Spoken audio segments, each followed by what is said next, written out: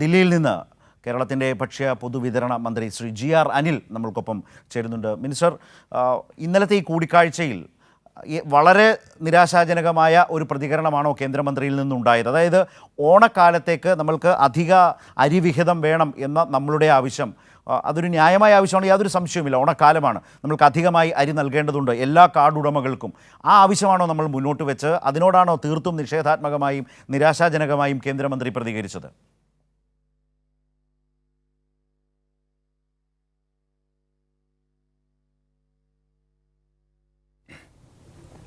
ഓണം പോലൊരു ദേശീയ ഉത്സവവുമായി ബന്ധപ്പെട്ട് കാർഡ് ഒന്നിന് ഒരു കുടുംബത്തിന് 5 കിലോ അരി അധികമായി വേണമെന്നാണ് ആവശ്യപ്പെട്ടത്.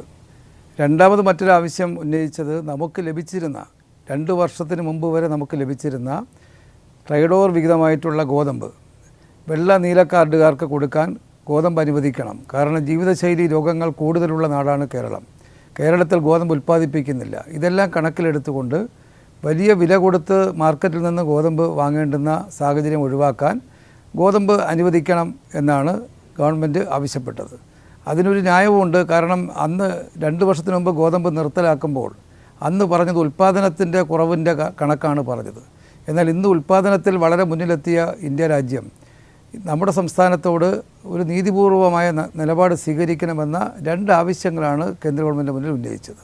വളരെ നിരാശാജനകമായിട്ടുള്ള മറുപടിയാണ് കേന്ദ്ര ഭക്ഷ്യമന്ത്രി നടത്തിയത്. കാരണം കേരളത്തിന് മാത്രമായി ഒരു തീരുമാനം ഞങ്ങൾക്ക് മാറ്റാൻ കഴിയില്ല. കാരണം രാജ്യത്തൊട്ടാകെ BPL കുടുംബങ്ങൾക്ക് മാത്രമാണ് ഭക്ഷ്യധാന്യം നൽകുന്നത്. കേരളത്തിൽ ട്രേഡ് ഓവർ വിഹിതമായി നൽകുന്നതിന് അപ്പുറത്ത് കൂടുതൽ നൽകാൻ കഴിയില്ല എന്നാണ് അദ്ദേഹം പറഞ്ഞത്. ഞാനതിന് വ്യക്തമാക്കുകയുണ്ടായി. കാരണം നമ്മുടെ സംസ്ഥാനം ഒരു കൺസ്യൂമർ സ്റ്റേറ്റാണ്. അതിൽ ഉപരി നമ്മൾ അരിയാണെങ്കിലും ഗോതമ്പാണെങ്കിലും ഉൽപ്പാദനത്തിൽ വളരെ പുറകിലാണ്. എന്നാൽ നാണ്യവിളകളടക്കമുള്ള കേരളത്തിൻ്റെ ഉൽപ്പന്നങ്ങൾ ഇന്ത്യയുടെ ഖജനാവിലേക്ക് വിദേശ നാണ്യം നല്ല തോതിൽ നേടിക്കൊടുക്കുന്നതിൽ രാജ്യത്തെ മറ്റ് സംസ്ഥാനങ്ങളോടൊപ്പം നിൽക്കുന്ന ഒരു സ്റ്റേറ്റാണ് എന്ന പരിഗണന അത് ഉൾക്കൊണ്ടുകൊണ്ടാണ് കഴിഞ്ഞ കാലത്തെ ഗവൺമെൻറ്റുകൾ കേരളത്തിന് അരിയും ഗോതമ്പും പഞ്ചസാരയും അതുപോലെ കടപ്പുറത്തെ മത്സ്യത്തൊഴിലാളികൾക്ക് മണ്ണെണ്ണയും നൽകാൻ വേണ്ടി പ്രത്യേക തീരുമാനമെടുത്തിരുന്നത്. അത് ആ കാര്യം ഓർമ്മപ്പെടുത്തിയെങ്കിലും അദ്ദേഹം പറഞ്ഞത് കേരളത്തിൽ ഒരു വലിയ വിഭാഗം ആളുകൾക്ക് കൂടുതൽ പണം കൊടുത്ത് വാങ്ങാൻ കഴിയുമല്ലോ, അതിനെക്കുറിച്ച് ആലോചിക്കാൻ ആണ് അദ്ദേഹം സൂചിപ്പിച്ചത്. അതായത് നമ്മുടെ സംസ്ഥാനത്തിൻ്റെ സ്ഥിതി മെച്ചമാണ്, നമ്മുടെ ആളുകൾക്ക് പണം കൊടുത്ത് അരി വാങ്ങിക്കാൻ കഴിയും, അതുകൊണ്ട് തന്നെ നിങ്ങൾ അധികം പണം നൽകി നിങ്ങൾക്ക് വേണ്ടത്ര അരി വാങ്ങിച്ചോളൂ, ഓണമാണെന്നൊന്നും പറഞ്ഞൊരു പ്രത്യേക സഹായവും പ്രതീക്ഷിക്കേണ്ട എന്ന് തന്നെയാണോ? അതിന് ഇനി ഒരു ചർച്ചയ്ക്കും സ്കോപ്പില്ലാത്ത വിധം വാതിലടച്ചാണോ മന്ത്രി സംസാരിച്ചത്? അതെ, അതുകൊണ്ട് തന്നെയാണ് ഞാൻ സൂചിപ്പിക്കുന്നത്. കേരളത്തിലെ MPമാർ ഇതുപോലൊരു ഘട്ടം 965 നാളുകൾ ഉണ്ടാകുമ്പോൾ അന്നത്തെ കേരളത്തിലെ MPമാർ ബഹുമാനനായ AKG ഉൾപ്പെടെ അന്നത്തെ നേതാക്കന്മാർ ശക്തമായ പാർലമെൻറ്റിലെ പ്രക്ഷോഭവും ഇടപെടലുമാണ് നമുക്ക് ഇന്ന് അനുഭവിക്കുന്ന തരത്തിലുള്ള സ്റ്റാറ്റ്യൂട്ടറി ആയിട്ടുള്ള റേഷൻ സംവിധാനം നൽകാനുള്ള നിലപാട് സ്വീകരിക്കാൻ ഇടയാക്കിയത്. അതുകൊണ്ട് കേരളം ഒരു ഉൽപ്പാദന രംഗത്ത് നമ്മളെന്നാൽ ഏറ്റവും കൂടുതൽ ഉപയോഗിക്കുന്ന അരിയും ഗോതമ്പും നൽകുന്ന കാര്യത്തിൽ കേന്ദ്ര നിലപാട് പുനഃപരിശോധിക്കണമെന്ന ആവശ്യം പാർലമെൻറ്റിനകത്തും പുറത്തും MPമാർ ഉന്നയിച്ച് അത് നേടിയെടുക്കാൻ മുന്നോട്ട് വരണം എന്നാണ് എനിക്ക് അഭ്യർത്ഥിക്കാനുള്ളത്. ഇങ്ങനെ വന്നാൽ നമ്മൾക്കിപ്പോൾ ഇതുമൂലം കേന്ദ്ര സഹായം, കേന്ദ്രം അനുകൂലമായി ഈ അരിവിഹിതത്തിൽ പ്രതികരിക്കുന്നില്ല, സഹകരിക്കുന്നില്ല എന്നാണെങ്കിൽ പിന്നെ മിനിസ്റ്റർ എന്താണ് ഇപ്പോൾ ഓണക്കാലത്തേക്ക് നമ്മൾ ചെയ്യുക? വിലക്കയറ്റം നിയന്ത്രിക്കേണ്ടതായി വരും, പൊതുവിപണിയിലേക്കടക്കം അരിയുടെ ക്ഷാമം പോലുള്ള കാര്യങ്ങൾ ഉണ്ടാകുമോ, അല്ലെങ്കിൽ വില കൂടാൻ ഇടയുണ്ടോ? അതുകൂടി കണ്ടുകൊണ്ട് പോകേണ്ടത്. ഏതായാലും ഓണക്കാലത്തിനും എത്രയോ മുമ്പ് തന്നെ സംസ്ഥാന സർക്കാർ അതിന് വേണ്ട ഗൃഹപാഠം ചെയ്തിരിക്കുന്നു. താങ്കൾ ദില്ലിയിലെത്തി മന്ത്രിമാരെ കാണുന്നു, അതിനനുസരിച്ച് അരി വേണ്ടതിൻ്റെ കണക്കുകൾ കൊടുക്കുന്നു, ഇതെല്ലാം ചെയ്യുന്നു. അല്ലെങ്കിൽ നമ്മൾ കാണുന്നതെന്ന് വെച്ചാൽ സാധാരണ ഒരു ഓണക്കാലം ആകുമ്പോഴേക്കൊക്കെ സർക്കാരിനെ പഴിക്കുന്ന വിധത്തിലേക്ക് മാറാനായിരിക്കും ചില മാധ്യമങ്ങളും പ്രതിപക്ഷവും ശ്രമിക്കുക. പക്ഷേ ഇവിടെ എത്രയോ മാസങ്ങൾക്ക് മുമ്പ് തന്നെ താങ്കളുടെ നേതൃത്വത്തിൽ അതിനുവേണ്ടി ഓണക്കാലത്തിന് വേണ്ടിയുള്ള പ്രവർത്തനം ആരംഭിച്ചിരിക്കുന്നു. വിലക്കയറ്റം പിടിച്ചു നിർത്തുക എന്ന് പറയുന്ന ഒരു വലിയ വെല്ലുവിളിയും ഉത്തരവാദിത്വം കൂടി ഇതിനോടൊപ്പം വന്നു ചേരുന്നില്ലേ, പ്രത്യേകിച്ച് കേന്ദ്രം ഇങ്ങനെ പെരുമാറുമ്പോൾ?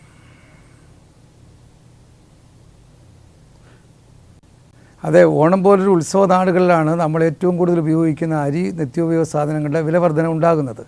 അത് കണ്ടുകൊണ്ടാണ് മുൻകൂട്ടി കേന്ദ്ര ഗവൺമെൻറ് ശ്രദ്ധയിൽ അവർക്ക് തീരുമാനമെടുക്കാൻ അതിനാവശ്യമായ സമയം കണ്ട് നേരത്തെ നിവേദനം നൽകാനും അദ്ദേഹവുമായി സംസാരിക്കാനും ഞാൻ തയ്യാറായത്.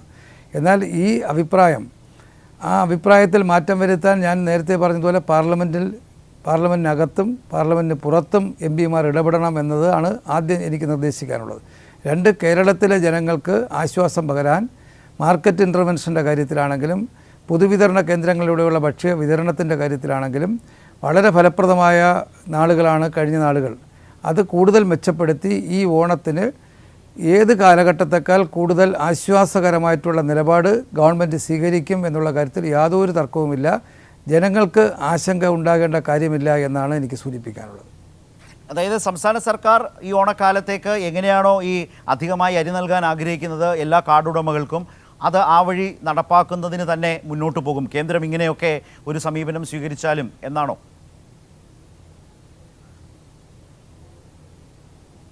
അതെ, കേരളം എപ്പോഴും ആ നിലപാടാണല്ലോ സ്വീകരിച്ചിട്ടുള്ളത്. ഇടതുപക്ഷ ഗവൺമെൻറ്റുകൾ ഭക്ഷ്യ പൊതുവിതരണ രംഗത്ത് വിശേഷിച്ച് സാധാരണ ജനങ്ങൾക്ക് ആശ്വാസം പകരാനുള്ള വലിയ സഹായകരമായ നിലപാടുകൾ എപ്പോഴും സ്വീകരിച്ചിട്ടുണ്ട്. നമ്മുടെ സപ്ലൈകോയുടെ ഔട്ട്ലെറ്റുകളിൽ, കൺസ്യൂമർ സ്റ്റോറിൻ്റെ ഔട്ട്ലെറ്റുകളിൽ ആവശ്യാനുസൃതമായിട്ടുള്ള ഭക്ഷ്യധാന്യങ്ങൾ ഈ കഴിഞ്ഞ ഒരു മാസമായി ഇന്ന് ലഭിക്കുന്നുണ്ട്. അതെല്ലാം തന്നെ ഗവൺമെൻറ്റിൻ്റെ ഇച്ഛാശക്തി തെളിയിക്കുന്ന പ്രവർത്തനങ്ങളാണ്. എന്നാൽ എപ്പോഴെങ്കിലും 1-2 ഉൽപ്പന്നങ്ങൾ ഇല്ലാതെ വരുമ്പോൾ പല മാധ്യമങ്ങളും കൊട്ടിഘോഷിച്ച് ഗവൺമെൻറ്റിനെ പ്രതിക്കൂട്ടിലാക്കാൻ, കുറ്റപ്പെടുത്താൻ വേണ്ടി ശ്രമിക്കുന്നു എന്നത് നമുക്കെല്ലാം അറിയാം. ഇത്രയധികം സാധനങ്ങളുടെ വിൽപ്പന, ഇത്രയധികം സഫീഷ്യൻ്റ് ആയിട്ടുള്ള ഉൽപ്പന്നങ്ങളുടെ ലഭ്യത ഉറപ്പുവരുത്തിയ കാര്യം ഒരു മാധ്യമങ്ങളും പുറത്ത് കാണിക്കുന്നില്ലല്ലോ. അത് ഏറ്റവും വലിയ ഒരു ഉദാഹരണം സൂചിപ്പിക്കാനുള്ളത്, വെളിച്ചെണ്ണയുടെ വില വലിയ തോതിൽ വർദ്ധിച്ച ഒരു കാലഘട്ടമാണ് കഴിഞ്ഞ 1-2 മാസങ്ങൾ. ഇപ്പോൾ 450 രൂപ കിലോയ്ക്ക് വെളിച്ചെണ്ണയ്ക്ക് വിലയുള്ളപ്പോൾ 277 രൂപയ്ക്ക് 1 കിലോ വെളിച്ചെണ്ണ സപ്ലൈകോയുടെ ഔട്ട്ലെറ്റുകളിലൂടെ നൽകിക്കൊണ്ടിരിക്കുന്നു എന്നുള്ളത് വളരെ ആശ്വാസകരമല്ലേ? കഴിഞ്ഞ 2 മാസമായി കുറവില്ലാതെ അത് വിതരണം ചെയ്യുന്നുണ്ട്. വളരെ വലിയ പ്രതിസന്ധിക്കിടയിലും ആ നിലപാടിൽ കേരളത്തിലെ ഭക്ഷ്യവകുപ്പും കേരളത്തിലെ ഇടതുപക്ഷ ഗവൺമെൻറ്റും ജനങ്ങളെ ചേർത്ത് നിർത്താൻ ശ്രമിക്കുന്നതിൻ്റെ ഉദാഹരണമല്ലേ? ഇതുപോലെ എല്ലാ നിത്യോപയോഗ സാധനങ്ങളും ആ രീതിയിൽ വിൽപ്പന നടത്താൻ, ആ രീതിയിലുള്ള സൗജന്യങ്ങൾ നൽകുവാൻ ഗവൺമെൻറ് പരിശ്രമിക്കുകയല്ലേ? അതുകൊണ്ട് ഓണത്തിന് കരിഞ്ചന്തയാണെങ്കിലും പൂഴ്ത്തിവയ്പ്പാണെങ്കിലും അതിലെല്ലാം ഇടപെട്ടുകൊണ്ടും കേരളത്തിലെ ജനങ്ങൾക്ക് ന്യായവിലയ്ക്ക് സാധനങ്ങൾ എത്തിക്കാൻ, ആവശ്യാനുസൃതമായി എത്തിക്കാനുള്ള നടപടി ഗവൺമെൻറ് സ്വീകരിക്കും. മിനിസ്റ്റർ ഇപ്പോൾ പറഞ്ഞ ഈ ഉദാഹരണം വളരെ പ്രധാനപ്പെട്ടതാണ്. കാരണം ഇവിടെ ഈ വിവാദങ്ങളൊക്കെ ഇങ്ങനെ ആഘോഷിക്കുന്ന ഒരു നാട്ടിൽ ഇതൊന്നും തിരിച്ചായിരുന്നുവെങ്കിൽ 450 രൂപയ്ക്ക് ഓപ്പൺ മാർക്കറ്റിൽ വിലയുള്ള വെളിച്ചെണ്ണ സിവിൽ സപ്ലൈസിൽ കിട്ടാനില്ല എങ്കിൽ വലിയ വാർത്തയായി മന്ത്രിക്ക് നേരെ മാധ്യമങ്ങളൊക്കെ വന്നേനെ. പക്ഷേ ഇപ്പോൾ താങ്കൾ പറഞ്ഞത് എല്ലാവരും ശ്രദ്ധിക്കേണ്ട ഒരു കാര്യമാണ്. ഓപ്പൺ മാർക്കറ്റിൽ 475-500 വിലയുള്ളപ്പോൾ നമ്മൾ ഏതാണ്ട് 250 രൂപയ്ക്ക് നമ്മുടെ സിവിൽ സപ്ലൈസ് ഔട്ട്ലെറ്റുകളിലൂടെ ആളുകൾക്ക് ലഭിക്കുന്നു എന്ന് വെച്ചാൽ വളരെ പ്രധാനപ്പെട്ടൊരു മാർക്കറ്റ് ഇൻ്റർവെൻഷനാണ്, ഇടപെടലാണ്. വിലക്കയറ്റം പിടിച്ചു നിർത്താൻ എങ്ങനെയാണോ ഇടപെടേണ്ടത് അതിൻ്റെ ഒരു പ്രധാനപ്പെട്ട ഉദാഹരണമാണ്. ഇത് വളരെ പ്രധാനപ്പെട്ട നിലയിൽ തന്നെ ആളുകൾ മനസ്സിലാക്കി കൂടി സഹകരിച്ച്, മാധ്യമങ്ങളടക്കം എല്ലാവരും സഹകരിച്ച് മനസ്സിലാക്കി കേരളത്തിനൊപ്പം നിൽക്കണമെന്നാണോ മന്ത്രി പറയുന്നത്?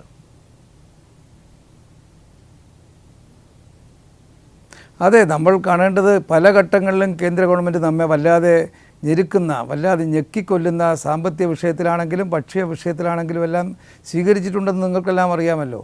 കഴിഞ്ഞ പാർലമെൻറ്റ് ഇലക്ഷൻ്റെ മുന്നോടിയായി കേരളത്തിൽ OMS സ്കീം അനുസരിച്ച് FCIയിൽ നിന്ന് അരി ലേലത്തിലെടുക്കാനുള്ള കേരളത്തിലെ ഗവൺമെൻറ്റിൻ്റെയും സിവിൽ സപ്ലൈസ് വകുപ്പിൻ്റെയും ആ നടപടികളെ നിരോധിക്കുന്ന, ആ നടപടികളെ ഇല്ലായ്മ ചെയ്യുന്ന നിലപാടല്ലേ കേന്ദ്രം സ്വീകരിച്ചത്. രാജ്യത്തെ എല്ലാ സ്വകാര്യ സംരംഭങ്ങൾക്കും സ്വകാര്യ വ്യക്തികൾക്കും OMS സ്കീം അനുസരിച്ച് ലേലത്തിൽ പങ്കെടുക്കാൻ കഴിയും. എന്നാൽ സർക്കാരുമായി ബന്ധപ്പെട്ട പൊതുമേഖലാ സ്ഥാപനങ്ങളോ പങ്കെടുക്കരുതെന്ന് പറഞ്ഞതിൻ്റെ കാരണം എന്താ? കേരളത്തിലെ സപ്ലൈകോ OMS സ്കീം അനുസരിച്ച് FCIയിൽ നിന്ന് അരി ലേലത്തിലെടുത്ത് വില കുറച്ച് കേരളത്തിലെ ജനങ്ങൾക്ക് കൊടുത്ത ആ നിലപാട്, ആ നടപടിയെ ഇല്ലാതാക്കാൻ, അത് രാഷ്ട്രീയമായി തെരഞ്ഞെടുപ്പ് സമയത്ത് ഉപയോഗിക്കാൻ വേണ്ടിയാണല്ലോ അങ്ങനെ ഒരു നിലപാട് സ്വീകരിച്ചത്. എന്നാൽ ആ ഘട്ടത്തിലും കേരളത്തിൽ അരിവണ്ടി ഇറക്കിക്കൊണ്ട് ന്യായവിലയ്ക്ക് അരി നൽകുവാനുള്ള നിലപാട് കേരളത്തിലെ ഗവൺമെൻറ് സ്വീകരിക്കുകയുണ്ടായി. ഞാനീ പറഞ്ഞത് അത് നിരന്തരമായി OMS സ്കീം പുനഃസ്ഥാപിക്കണമെന്ന ആവശ്യം ഈ കഴിഞ്ഞ 2 മാസത്തിന് മുമ്പാണ് അവസാനം കേന്ദ്ര ഗവൺമെൻറ് അംഗീകരിച്ചത്. കേരളത്തിലെ പാർലമെൻറ്റ് അംഗങ്ങൾ, ഞാൻ വീണ്ടും ആവർത്തിച്ച് പറയുന്നു, ഇതുപോലുള്ള ഘട്ടങ്ങളിൽ ജനങ്ങളെ, എല്ലാ കേരളത്തിലെ ജനങ്ങളെ ഒന്നായി കണ്ടുകൊണ്ട് അവർക്ക് ആവശ്യമായിട്ടുള്ള ഭക്ഷ്യ കമ്മി പല ഉൽപ്പന്നങ്ങളും ലഭ്യമാക്കുവാനുള്ള നടപടിയിൽ ഒരുമിച്ച് നിന്ന് കേന്ദ്ര ഗവൺമെൻറ്റിനോട് പോരാടണം. അതിനകത്ത് ഒരു പ്രശ്നം ജനങ്ങൾ കൂടി അറിയേണ്ടതുണ്ട്. 2013 NFSA ആക്ട് നടപ്പാക്കുമ്പോൾ അന്നത്തെ UPA ഗവൺമെൻറ്റാണ് ഇന്ന് കാണുന്ന ദുരന്തങ്ങളിൽ വളരെ പ്രധാനപ്പെട്ട പല പോർഷനും അന്നത്തെ NFSA ആക്ട് ഉൾപ്പെടുത്തിയത്. അതുകൊണ്ടാണ് കേരളം ഇത്രയധികം പ്രയാസപ്പെടുന്നത് എന്ന് ഇന്ന് കേന്ദ്രമന്ത്രി പറയുമ്പോൾ അതിനകത്തൊരു ന്യായമുണ്ട് എന്നുള്ളത് ഒരു വസ്തുതയാണ്. അതുകൂടി കണക്കിലെടുത്തുകൊണ്ട് തിരുത്തുവാൻ MP-മാർ മുന്നോട്ട് വരണമെന്നാണ് എനിക്ക് സൂചിപ്പിക്കാനുള്ളത്. മിനിസ്റ്റർ, ഇപ്പോൾ മലയാളിയെ സംബന്ധിച്ച് അരി എന്നുള്ളത് വളരെ പ്രധാനപ്പെട്ടതാണ്. പ്രത്യേകിച്ച് അതൊരു ഓണക്കാലത്ത് അധിക അരി വിഹിതം വേണം എന്ന് പറഞ്ഞ് നമ്മൾ നീങ്ങുമ്പോൾ അതിനോട് മുഖം തിരിഞ്ഞ് നിൽക്കുകയാണ്. നിങ്ങൾ വേണമെങ്കിൽ അധികമായി പണം കൊടുത്ത് വാങ്ങിക്കോളൂ, പ്രത്യേക സഹായം നൽകാൻ കഴിയില്ല. മറ്റ് സംസ്ഥാനങ്ങൾക്ക് എന്നാൽ ഇതുപോലുള്ള ഉത്സവ സീസണുകളിൽ ധാന്യവിഹിതം നൽകുന്നില്ലേ? ആ ഒരു വിവേചനം ഇക്കാര്യത്തിലും സംഭവിക്കുകയാണോ? രണ്ട് തിരിച്ചായിരുന്നുവെങ്കിൽ, സംസ്ഥാന സർക്കാരിനെ പഴി പറയുന്ന ഒരു സാഹചര്യമായിരുന്നു വരുന്നത് എങ്കിൽ ഇന്നിപ്പോൾ ഈ നേരം കേരളത്തിലെ എല്ലാ മാധ്യമങ്ങളിലെയും ഏറ്റവും പ്രധാനപ്പെട്ട വാർത്തയായി മിനിസ്റ്റർ ഇത് മാറുമായിരുന്നു. മിനിസ്റ്ററുടെ അടുത്തേക്ക് എല്ലാവരും എത്തുമായിരുന്നു. പക്ഷേ മറിച്ചാണ് സാഹചര്യം എന്നുള്ളത് കൊണ്ട് തന്നെ താങ്കൾക്കും ഏതാണ്ട് അങ്ങനെ ഒരു വലിയ മാധ്യമങ്ങളോട് വിശദീകരിക്കേണ്ടതായ വലിയ അനുഭവം അല്ലെങ്കിൽ സാഹചര്യം ഉണ്ടാകുന്നില്ല. ഇപ്പോൾ ഈ നേരം എനിക്ക് തോന്നുന്നു ഈ വാർത്ത കൈരളിയിൽ മാത്രമേ ഉണ്ടാകാനിടയുള്ളൂ. മറ്റു മാധ്യമങ്ങൾ എത്രമാത്രം ഗൗരവത്തോടെ കേരളത്തെ ഭാവിയിൽ കാത്തിരിക്കുന്ന ഒരു ബുദ്ധിമുട്ടിനെ സംബന്ധിച്ച് എത്രമാത്രം മാധ്യമങ്ങൾ ബോധവാന്മാരാണ് അല്ലെങ്കിൽ പറയാൻ തയ്യാറാകുന്നു എന്നൊരു പ്രശ്നം ഇതിനകത്തുണ്ട്. ഞാൻ വീണ്ടും ഒരിക്കൽ കൂടി മിനിസ്റ്റർ, ഈ വെളിച്ചെണ്ണയുടെ കാര്യം തന്നെ ഉദാഹരണമായി എടുക്കാം. ഇങ്ങനൊരു വലിയ വിലക്കയറ്റം ഉണ്ടാകുമ്പോൾ അത് വില പിടിച്ചു നിർത്തും വിധം എങ്ങനെയാണ് നമ്മുടെ സംവിധാനങ്ങൾക്ക്, സിവിൽ സപ്ലൈസിന് ഇടപെടാൻ കഴിഞ്ഞത്? ഏതാണ്ട് ഒരു നേർപകുതി എന്ന വിലയ്ക്ക് കൊടുക്കാനാവുന്നുണ്ടല്ലോ. അത് വളരെ പ്രധാനപ്പെട്ടൊരു കാര്യം തന്നെയാണ്. എങ്ങനെ അത് സാധ്യമാകുന്നു?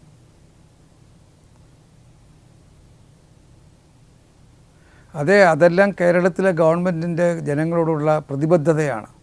മാർക്കറ്റ് ഇൻ്റർവെൻഷൻ എന്നുള്ള വാക്ക് അക്ഷരം പ്രതി നടപ്പാക്കാൻ ഫലപ്രദമായി ഇടപെടുകയാണ്. കഴിഞ്ഞ നാളുകളിൽ സാമ്പത്തികമായി വളരെയധികം പ്രയാസങ്ങൾ കേരളത്തിലെ ഗവൺമെൻറ് അനുഭവിക്കുമ്പോഴും സപ്ലൈകോയും കൺസ്യൂമർ ഫെഡും ഉൾപ്പെടെയുള്ള പൊതുമേഖലാ സ്ഥാപനങ്ങളെ പരമാവധി സംരക്ഷിക്കാനുള്ള നിലപാട് സ്വീകരിക്കുകയും അതിൻ്റെ ഫലമായിട്ടാണ് ഇത്തരത്തിൽ വിവിധ ഉൽപ്പന്നങ്ങൾക്ക് ന്യായവിലയ്ക്ക് കൊടുക്കാൻ കഴിയുന്ന സാഹചര്യം ഉണ്ടായത്. താങ്കൾ ഇവിടെ സൂചിപ്പിച്ച അരിയുടെ കാര്യത്തിലാണെങ്കിൽ ഇന്ത്യയിലെ മറ്റ് സ്റ്റേറ്റുകളോടൊപ്പമല്ല കേരളം അരി ഉൽപ്പാദനത്തിൽ 15-17% മാത്രമാണ്. നമ്മുടെ ആവശ്യത്തിൻ്റെ 16-17% മാത്രമാണ് ഉൽപ്പാദിപ്പിക്കുന്നത്. എന്നാൽ ഇന്ത്യയിലെ മറ്റ് സംസ്ഥാനങ്ങൾ, തമിഴ്നാട്, കർണാടക, ആന്ധ്ര, UP, മറ്റ് ഏത് സ്റ്റേറ്റ് എടുത്താലും അവർ ഉൽപ്പാദനത്തിൽ മിച്ച ഉൽപ്പാദനം നടത്തുന്ന സ്റ്റേറ്റുകളാണ്. അവർക്ക് അവിടെ ഈ അരിയുടെ പ്രശ്നം അധികം ബാധിക്കില്ല, ഗോതമ്പിൻ്റെ പ്രശ്നം അവരെ ബാധിക്കില്ല. നമ്മെ ബാധിക്കുന്നത് ഉൽപ്പാദനത്തിൽ നമ്മൾ പുറകിലാണ്. അത് മാറ്റിയെടുക്കാൻ നമ്മൾ എത്ര വിചാരിച്ചാലും കഴിയില്ല. അതുകൊണ്ടാണ് FCIയെയും കേന്ദ്ര ഗവൺമെൻറ്റിനെയും നമ്മൾ ആശ്രയിക്കേണ്ടി വരുന്നത്.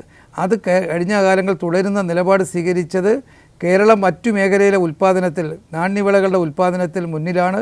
അത് കേന്ദ്ര ഗവൺമെൻറ്റിൻ്റെ ഖജനാവിലേക്ക് പണം നൽകുന്ന ഒരു ഘട്ടം മനസ്സിലാക്കിക്കൊണ്ട് അതിനെ കോമ്പൻസേറ്റ് ചെയ്യാനുള്ള നിലപാട് കൂടി കേന്ദ്രം സ്വീകരിച്ചു. എന്നാൽ ഇന്നത്തെ BJP ഗവൺമെൻറ് അങ്ങനെ ഒരു പരിഗണന, അവർക്ക് പഴയ കഥകളെക്കുറിച്ചും പഴയ കാര്യങ്ങളെക്കുറിച്ചും അവർ തിരിഞ്ഞു നോക്കുന്നില്ല. ഇന്നത്തെ ഘട്ടത്തിൽ ജനങ്ങളെ സഹായിക്കാനുള്ള നിലപാടുകളിൽ നിന്ന് പിന്നോട്ട് പോവുകയാണ്. ശരി, നന്ദി മിനിസ്റ്റർ ശ്രീ GR അനിൽ ഞങ്ങളോട് സഹകരിച്ചതിന്. ദില്ലിയിൽ വെച്ച് വളരെ പ്രധാനപ്പെട്ട ഈ കൂടിക്കാഴ്ചയുമായി ബന്ധപ്പെട്ട് കേരളത്തിന് ഏറ്റവും ദോഷകരമായൊരു കേന്ദ്ര സമീപനം, നിലപാട് അരിയുടെ വിഹിതത്തിൻ്റെ കാര്യത്തിൽ, ഓണക്കാലത്തെ വിഹിതത്തിൻ്റെ കാര്യത്തിൽ കേന്ദ്രം സ്വീകരിക്കുന്നു. അതിൻ്റെ സാഹചര്യങ്ങളും അവസ്ഥകളും കേരളം എങ്ങനെ ഇടപെടും എന്നുകൂടിയാണ് ഇപ്പോൾ മന്ത്രി സംസാരിച്ചതും സൂചിപ്പിച്ചതും. വളരെയധികം നന്ദി.